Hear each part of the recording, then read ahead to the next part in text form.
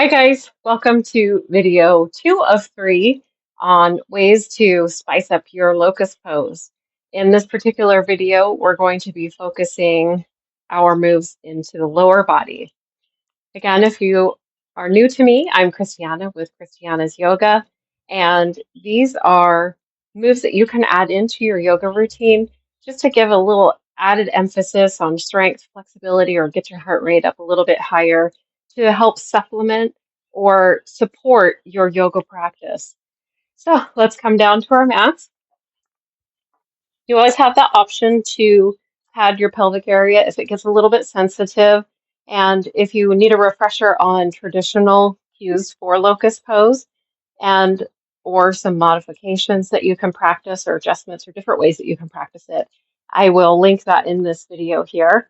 And then also we had day 1 yesterday or video 1 yesterday where we focused on the upper body. So you can check that out too on my page. And let's get started. If you have any back or neck issues or injuries, remember, please practice with caution or choose alternate poses. So in this particular video, we're going to do 3 different poses, and you can choose whether you want to have your arms down by your sides with your palms pressing into the mat and then your forehead resting on the mat, or you can create a small pillow with your hands and then rest your forehead down on your hands. Try both ways and see which way you like the best. And let's get started. In your preferred arm position, root your pelvis and your stomach into the mat. Rest your forehead down onto your mat or your hands.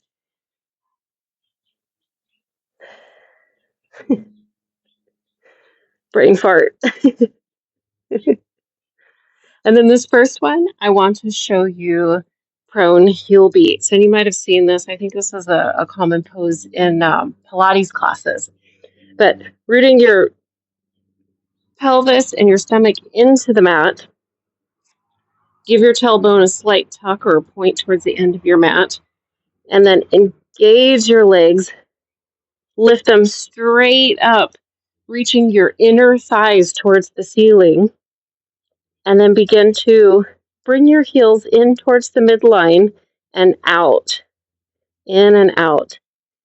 Try to find your rhythm, and then once you do, you can go a little bit faster, but keep that engagement of your back legs.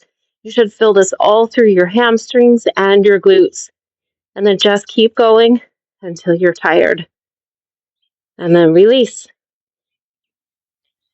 Another pose that I want to show you is alternating legs.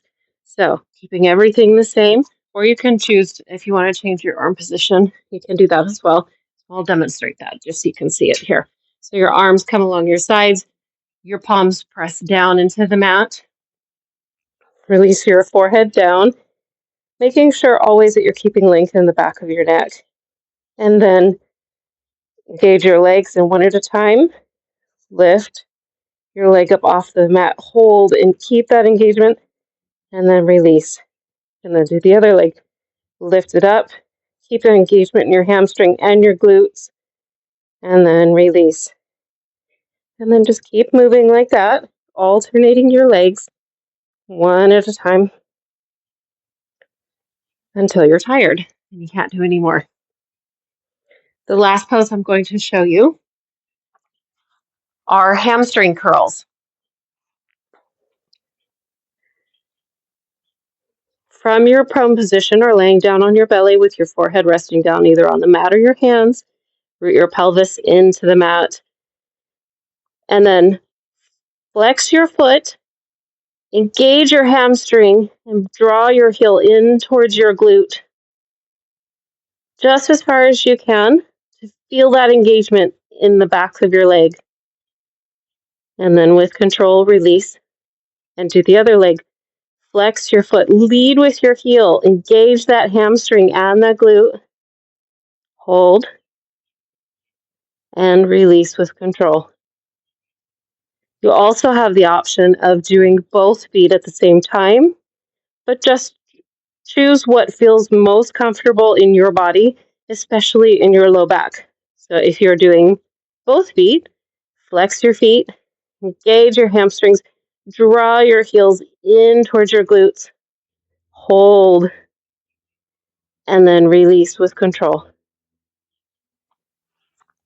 In any of these poses, start with doing one set. And then when you get to a point where it feels like one set's not challenging anymore, then do two sets. But again, you always get to choose. Listen to your body, see what it needs in that moment, in that particular day, because it changes from day to day. So listen to what you need and then go from there. Just to clarify what I mean by a set is how many times you can do that particular exercise before you get tired, fatigued, or can't do anymore.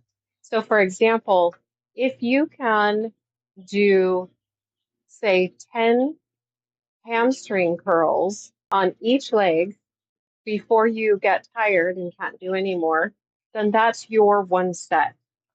And when you get to a point where you feel like 10 is no longer challenging for you, then do a second set of 10. So you get to determine the number that goes into that set, but a set is not one move of each exercise. The set is how many exercises or moves you can do in that particular exercise. I hope this makes sense.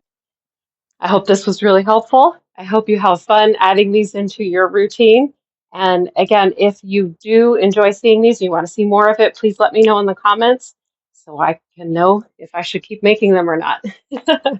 But overall, happy exploring and have a fantastic day.